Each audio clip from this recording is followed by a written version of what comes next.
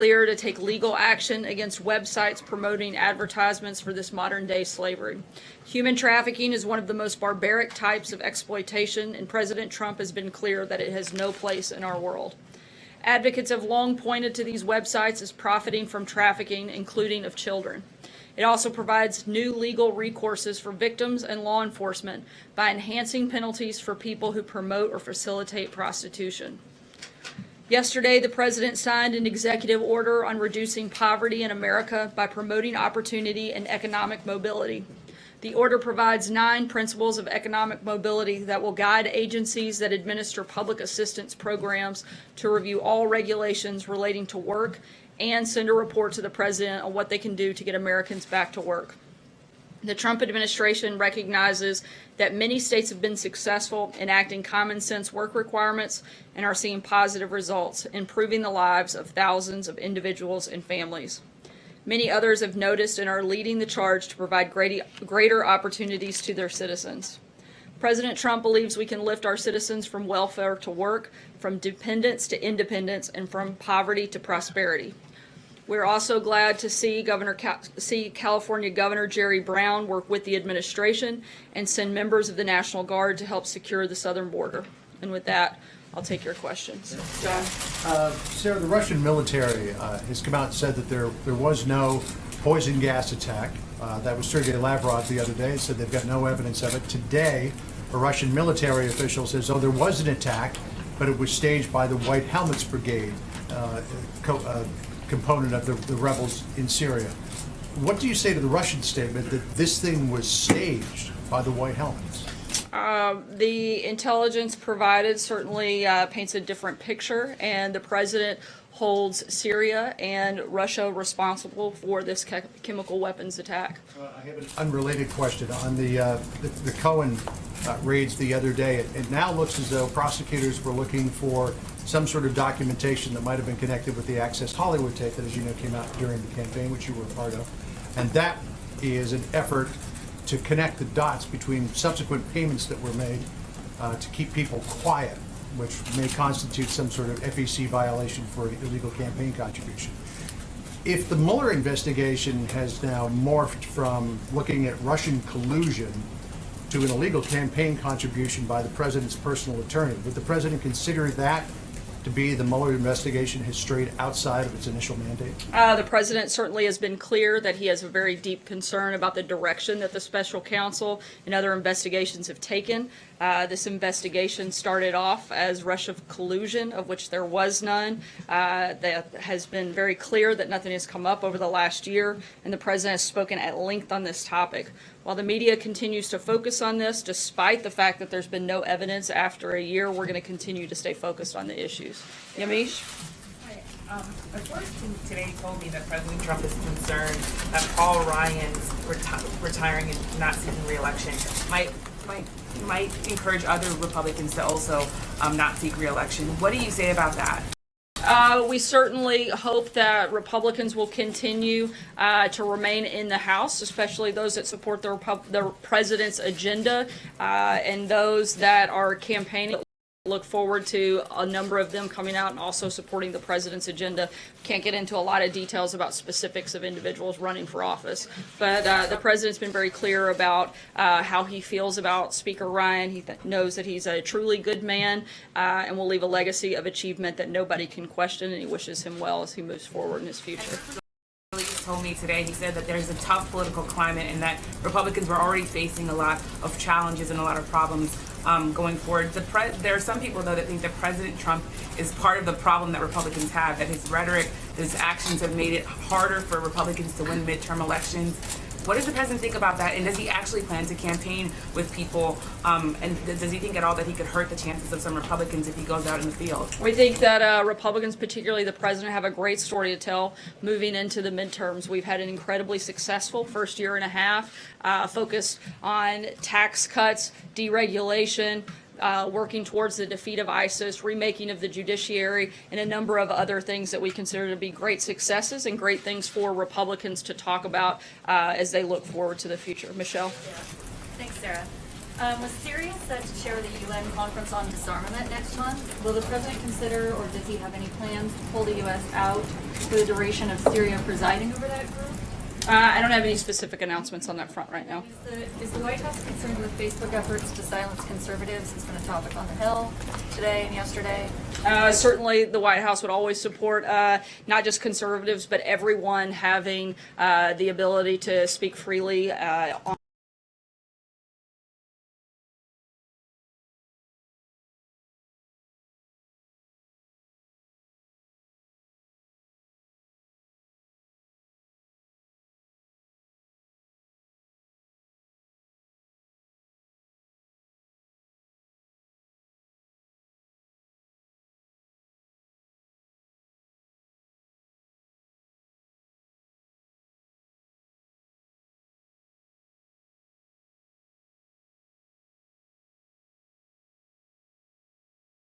to be responsible in part for this. They guaranteed that the use of chemical weapons by Syria would not happen again. They failed at that. They've also helped enable Syria by vetoing 6 different UN resolutions that have helped protect Assad. So they certainly hold some responsibility in this, and certainly have proven themselves to be bad actors in this process. So is the White House or the State Department in any kind of back channel discussions with Russia to diffuse the tension? And does the president still hope to meet with President Putin sometime soon? I don't have any announcements on either front. I can't get into the specifics on any conversations. David? Madison, Mike Pompeo was spotted today. Did the president meet with them to talk about Syria? And if so, what came out of that meeting? The president's national security team met today. That meeting was chaired by the vice president, discussed a number of options.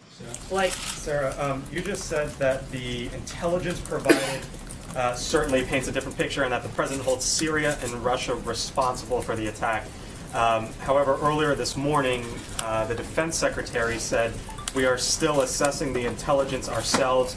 We're still working on this." So what has changed over the last handful of hours from when the defense secretary said, "We're still assessing the intelligence," and now to where you clearly point the finger at Russia and Syria? As I just stated to both Jeff and Jonathan, Russia holds some responsibility in the fact that they guaranteed that Syria wouldn't use chemical weapons again, and they did. They've also hold some responsibility in the fact that they have the 6 UN resolutions that they vetoed to help protect Assad. Both of those things lie at Russia's feet in terms of responsibility in this process. So then you still are assessing the intelligence then, as the defense secretary stated? Certainly there are things that are being assessed. I can't get into the details, but we're confident in the part of this process that we're in to feel comfortable making the assertions that we have earlier today.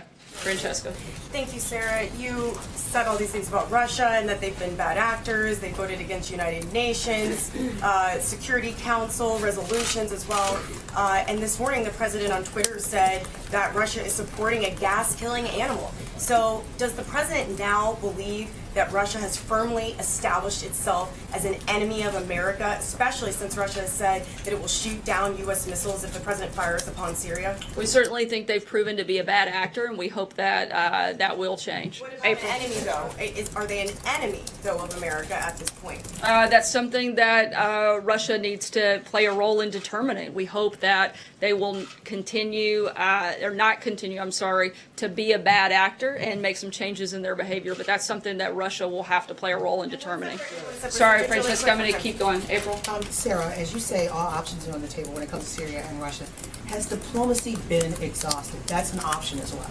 As I said, all options are on the table. So it has not, are you saying that? Again, all options are on the table. That contains a number of different things. It could still be in play. It could be, but there are a lot of other options that are also on the table. 4 senators, 2 Dems, 2 Republicans have a bill to ensure that a special counsel isn't fired for political reasons. Does the White House support that bill? Does the White House think a bill like that is necessary? We don't have an administrative policy on that right now. John? Yep. Thank you, Sarah. 2 questions. On Monday, I asked you if the president had contacted President Macron and Prime Minister May about an alliance with France and England, not unlike that President Obama tried to forge in 2013. he has had 2 conversations with both of them. Have there been any new developments? I mean, has he spoken with any other world leaders, especially those in Central Europe, about a larger coalition instead of the U.S. going it alone in Syria? Yeah, we've had regular contact with regional allies and partners, including Israel, Saudi Arabia, France, and the UK, as well as a number of other countries at various levels. We've provided readouts of the conversations the president has directly had, but both the National Security Advisor, as well as the Secretary of Defense, the Acting Secretary of State, and a number of others within the administration have had regular contact with their counterparts from a number of other countries. And the other thing I wanted to ask, the president has a good relationship with Congressman Scalise, a good personal relationship with his family. What does he think about the reports that Congressman Scalise will run for Speaker soon? The president has a great relationship with a number of members in the House of Representatives who support his agenda, and he looks forward to working with all of them over the course of the next 7 years, I guess. I'm asking, right, Tamara? Yeah, is the president considering firing or in other ways pushing out Rosenstein? I don't have any personnel announcements at this front. Steve? And just one other thing, Paul Ryan today said that he's been given assurances by the White House that the president isn't planning to fire Rosenstein or Mueller. Do you know where he's getting those assurances? Is it coming from the president? Is it coming from others? Where is it coming from? Again, I don't have any announcements on that front. Steve? Sarah, Senator Markey, who's a member of the Foreign Relations Committee, said today that the president must come to Congress for authorization prior to another military strike on Syria, and there are others who are also saying that. Does the administration intend to do that, and if not, why not? Obviously, the administration will follow whatever laws and regulations are necessary for any actions that we take. Because we haven't laid out any specific actions that we plan to take, I can't tell you exactly what needs we would have to go to Congress with. Jim? It sounds like the president hasn't really left a lot of wiggle room. You said that all options are on the table, but when the president says, get ready, Russia, they will be coming, the missiles are coming, how is that anything but an announcement of a pending airstrike? That's certainly one option, but that doesn't mean it's the only option or the only thing that the president may or may not do. Just because he does one thing doesn't mean he can't do a number of other actions as well. And he certainly hasn't laid out the timetable, which would be broadcasting his intentions. One other quick thing on Speaker Ryan's announcement. There are some fears up on Capitol Hill, and we understand some in the White House, that a Democratic wave is coming. It could sweep the Republicans out of power in the House, and that could potentially lead to impeachment proceedings that the Democrats could bring forward. What is the president's thinking on that? What is your thinking on that? Like I said earlier, we are very confident in the record that we have and the very successful first year and a half that the president's had in office, and we expect to talk about that a lot. We'd love for you guys to talk about that a lot more too, and we'd be happy to send you some talking points if you need some guidance on that. Do you think a wave is coming? Do you think a wave is coming? We certainly think we have a great story to tell, and we think America will be ready to listen to that, and certainly has, I think, felt the impact, certainly from an economic standpoint, for this administration, and we're proud of that. Take one last question right here, Andrew. Just to follow up on Jeff and April's question, is there anything that Syria or Russia could do at this point to avoid military action? Again, I'm not going to get ahead of anything, but certainly, like I've said a few times today, all options are on the table, and we'll continue conversations with our allies and partners and move forward from that point. Thanks so much, guys. Have a great day. What's the president doing to prevent future interference?